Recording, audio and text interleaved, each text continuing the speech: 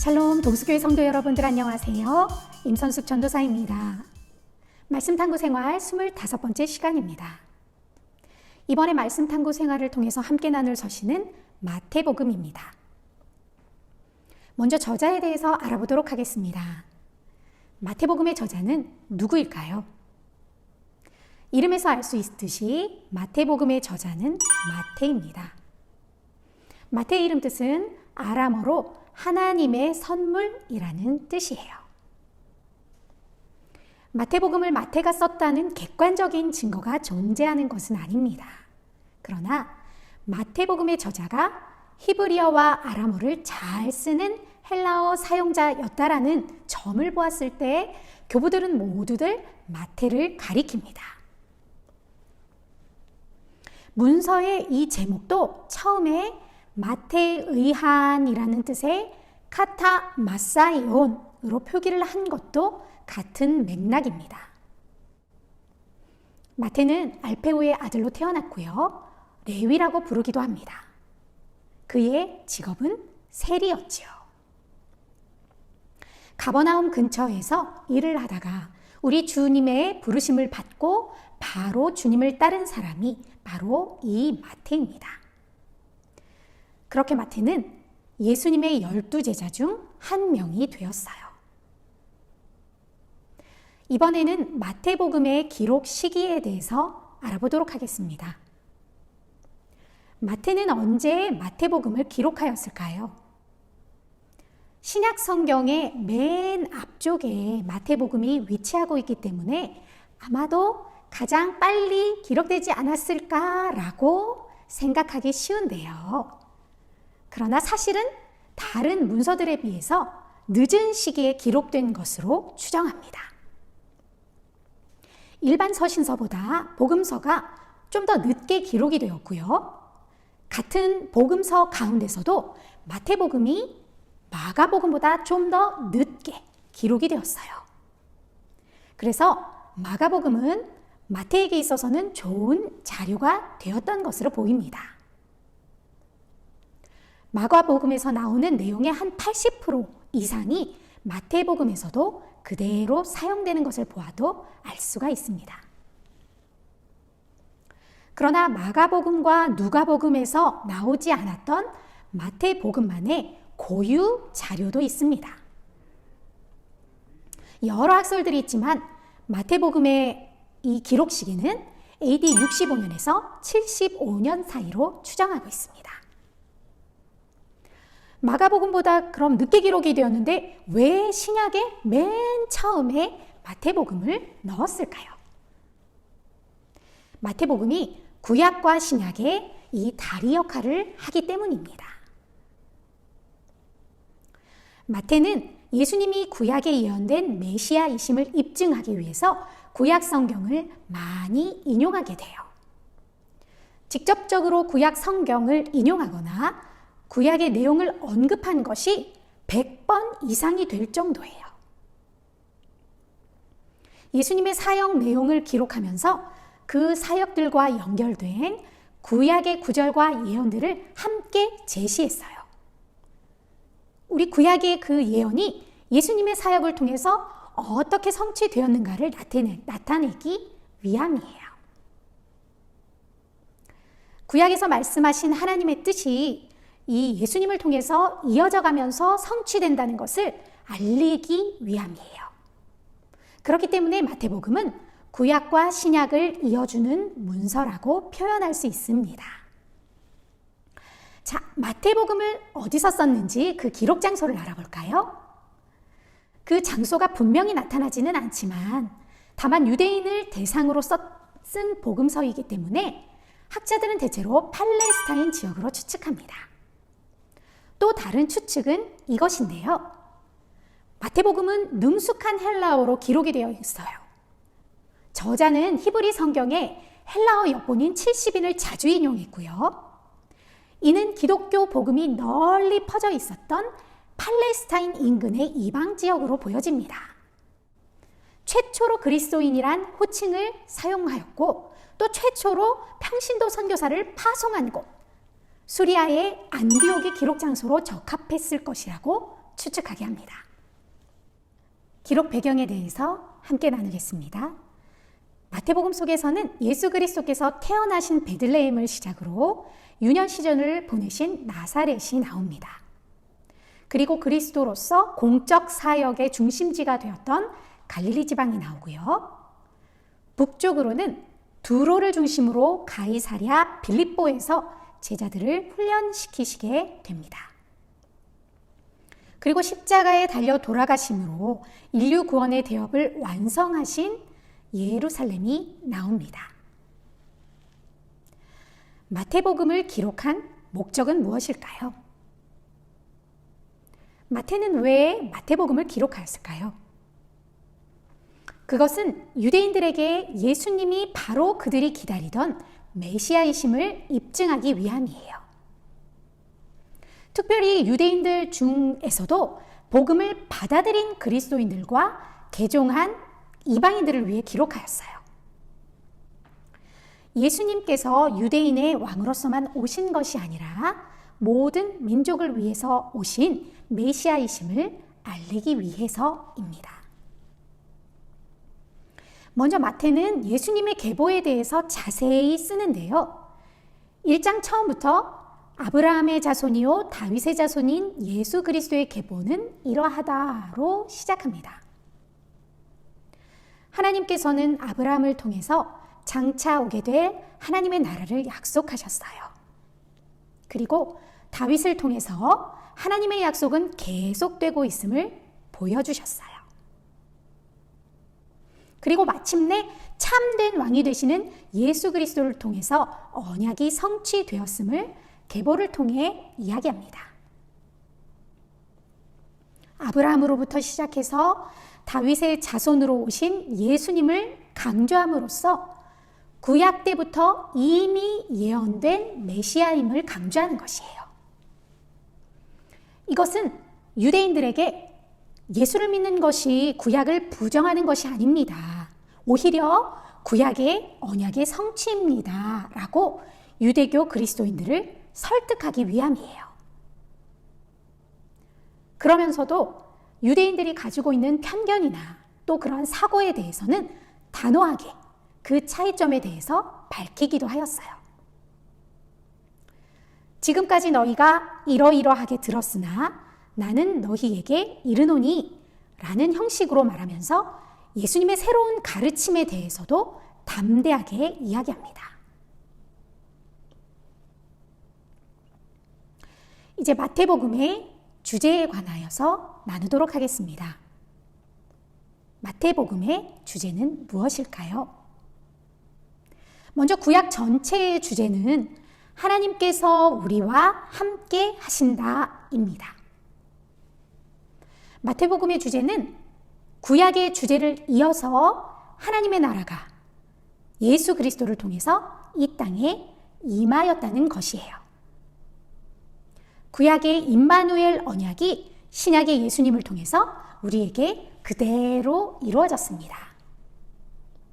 말씀이 육신이 되어 우리와 함께 하십니다. 임마누엘, 이것이 바로 마태복음의 신학적 주제예요. 그 중심에 흐르는 사상도 왕 되신 예수님의 가르침입니다. 자, 이번에는 마태복음의 구조에 대해서 함께 알아보도록 하겠습니다. 먼저 그 특징을 이해하시면 좋을 것 같은데요. 첫 번째로 마태복음은 주제별 전개 방식을 따르고 있습니다. 이 뜻은 시간의 흐름에 따라서 순서대로 사건들을 기록한 것이 아니라는 뜻이에요. 예를 들어 볼까요? 마태복음 5장에서 7장 사이에는 우리가 너무나 잘 알고 있는 산상수훈의 그 설교 말씀이 나오죠. 그러나 사실은 그 후에 8장이나 9장에서 나오는 이야기들이 그 5장에서 7장에 나온 산상수훈의 내용보다 먼저 일어났던 일입니다. 또 10장에서 12제자들을 부르시고 파송하신 그 내용 뒤에 나오는 11장, 12장의 내용도 사실은 12제자를 부르시기 전의 이야기예요. 이렇게 마태복음은 시간의 흐름이 아닌 주제별로 사건들을 묶어 놓았다는 것을 이해하시고 읽으시면 더 좋을 것 같습니다. 마태는 자신이 강조하고 싶은 주제를 집중해서 모아서 기록하였어요. 예수께서 하신 일들, 바로 가르치고 전파하시고 양육하시고 또 고치셨던 그 사역들을 주제별로 모아놓았어요. 이렇게 예수님의 탄생부터 예수님의 사역, 또 십자가의 죽음에서 부활, 또 승천까지 모두 다 기록을 하였습니다. 이제 마태복음의 두 번째 특징인데요. 예수님의 행적의 이야기, 즉 기사, 그리고 예수님의 설교, 이것이 교차적으로 나오면서 계속 반복된다는 것이에요. 마태복음 전체적으로 보면 예수님의 기사, 설교, 기사, 설교, 기사, 설교, 이런 형식으로 이야기가 나오게 됩니다. 예수님의 설교, 즉 가르침은 마태복음에서 5개를 중심으로 구성되어져 있어요. 그 5개의 설교는 첫째로 산상수훈으로 5장에서 7장에 걸쳐 나오고요. 두 번째로 10장에서 제자들을 부르시고 파송하시는 내용이 나옵니다. 또 세 번째 설교는 13장에서 하나님 나라의 비유에 대한 그 설교 말씀으로 나오게 되고요.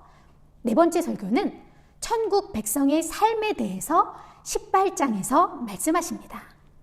이것은 공동체를 향한 말씀이고요.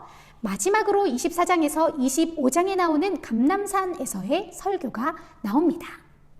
각 설교마다 예수께서 이 말씀을 다 마치시고로 공통되게 끝맺는 것을 볼 수가 있어요. 자, 마태복음의 장별 요약을 해드리도록 할게요. 마태복음 1, 2장은 예수 그리스도의 계보를 다루면서 동정녀 마리아의 그 잉태와 또 요셉과 사이에서의 혼인, 그리고 그 과정을 통한 예수 탄생을 기록합니다. 그리고 동방박사들의 아기 예수 방문과 더불어서 헤롯의 영아 학살 사건이 나오게 돼요. 헤롯의 비뚤어진 욕망이 불러온 아주 참혹한 이야기이죠. 3장에서는 예수님의 오심을 예비하기 위해 온 그 세례 요한의 그 사역을 기록하였습니다. 예수님께서는 모든 선을 이루시기 위해서 세례 요한에게 물로 세례를 받으셨어요. 이후 4장에서는 40일 동안 금식하십니다. 그리고 마귀의 시험을 말씀으로 물리치시는 우리 예수님이 나오고요. 공생애를 시작하시면서 제자를 부르기 시작하십니다. 마태복음 5장에서 7장은 우리가 너무나 잘 알고 있는 산상수훈의 말씀이에요. 말 그대로 산 위에서 하신 예수님의 말씀입니다. 마태복음에 기록된 5개의 설교 말씀 중에 가장 첫 번째 말씀이면서 또 복음서에 기록된 설교 중에 가장 긴 설교이기도 합니다. 우리 성도님들이 많이 기억하고 계시는 팔복의 말씀도 바로 이 5장에서 등장하게 되지요. 심령이 가난한 자는 복이 있나니 천국이 저희 것이니요 로 시작되는 팔복의 말씀은 믿는 우리들에게 깊은 깨달음을 주시는 귀한 말씀입니다. 그 외 6장에서는 지금도 우리가 예배 시간에 모두가 함께 외우면서 기도하고 있는 주기도문의 내용이 나오게 됩니다. 예수님은 기도의 방법을 친히 우리에게 가르쳐 주셨어요. 너희는 먼저 그의 나라와 그의 의를 구하라. 그리하면 이 모든 것을 너희에게 더하시리라. 이 귀한 말씀이 바로 마태복음 6장 33절에 기록되어 있습니다. 이렇게 7장에 이르기까지 산상수훈을 통해서 우리 하신 그 예수님의 말씀에 사람들은 아주 놀라게 되지요.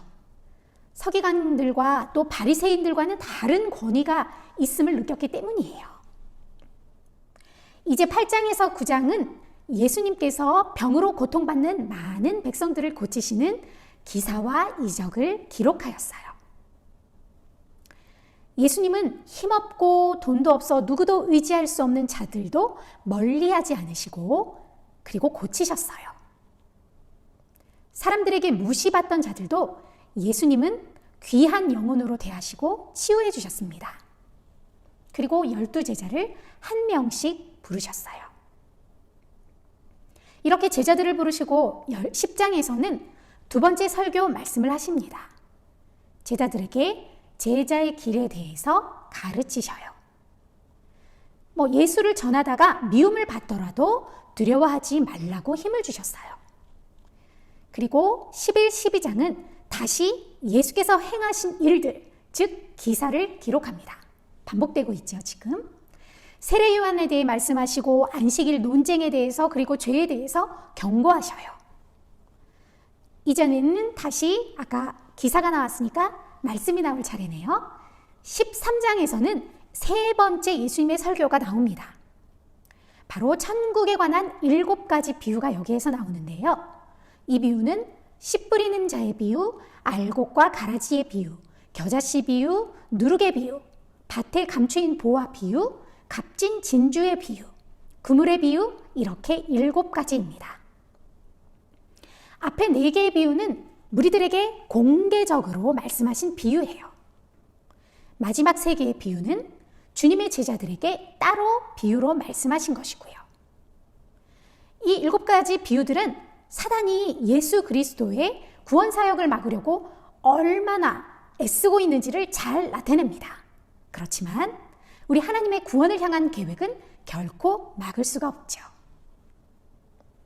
이제 14장부터 17절에는 다시 예수님의 행하신 일들이 기록이 됩니다.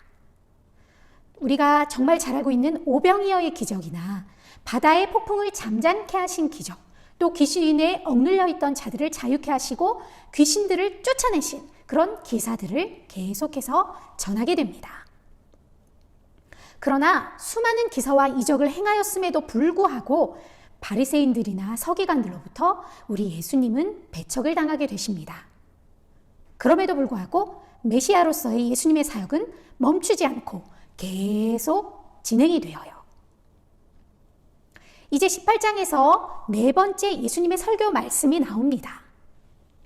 우리가 하늘나라의 그 백성으로서, 시민으로서 이 땅에서 어떻게 살아가야 할지를 교훈하십니다. 아이처럼 자신을 낮추는 사람이 천국에서는 큰 자라고 말씀하셨고요. 우리도 하나님 앞에서는 1만 달란트 이상의 빚을 그 탕감받은 자처럼 용서받은 자들인 것을 깨닫고 우리에게 잘못한 이웃을 용서하라고 말씀하십니다. 이 땅에서 하늘나라의 시민으로 살아가는 우리들에게 주시는 귀한 교훈의 말씀이에요. 이제 19장에서 23장까지는 다시 예수 그리스도의 기사가 나오게 됩니다. 20장에서는 예수께서 자신의 죽음과 부활에 대해 세 번째로 언급하시는 것이 나와요. 그리고 십자가의 길을 순종하시기 위해서 예루살렘으로 입성을 하시게 됩니다. 그리고 성전 안에 매매꾼들을 모두 내쫓으시고 성전을 정화하시죠. 이런 가운데서도 서기관들과 바리새인들은 각종 논쟁거리를 만들어서 우리 예수님을 잡고자 혈안이 됩니다. 이제 24장에서 25장까지는 마태복음의 마지막 5번째 예수님의 설교가 나오게 되는데요. 바로 감람산에서의 말씀이에요. 예수님은 성전이 허물어질 것을 말씀하셨어요. 또 종말의 때와 그 징조에 대해서도 말씀하시는데요. 노아의 때, 그 홍수 이야기와 또 열처녀의 비유를 통해서 깨어서 마지막 때를 준비하라고 메시지를 전하십니다.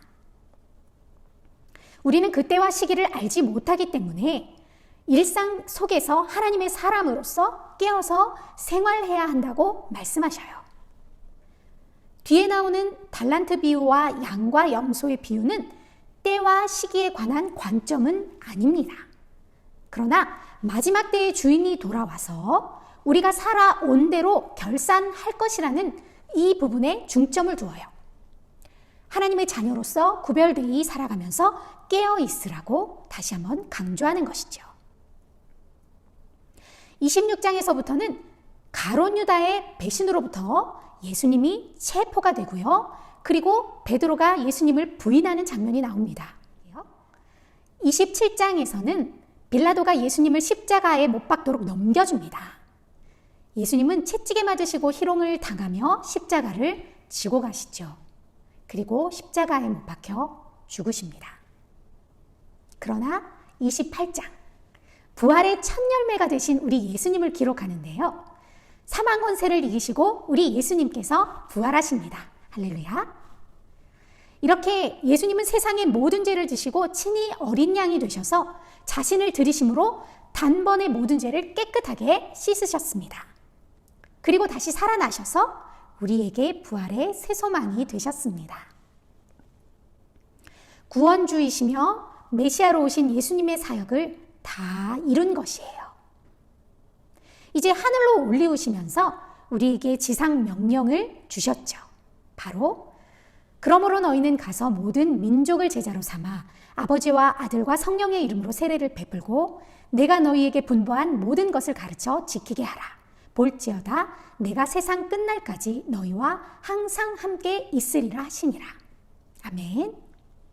이렇게 마태복음은 예수님의 전 생애를 통해 예수님께서 진정한 메시아이심을 처음부터 끝까지 우리에게 전달합니다.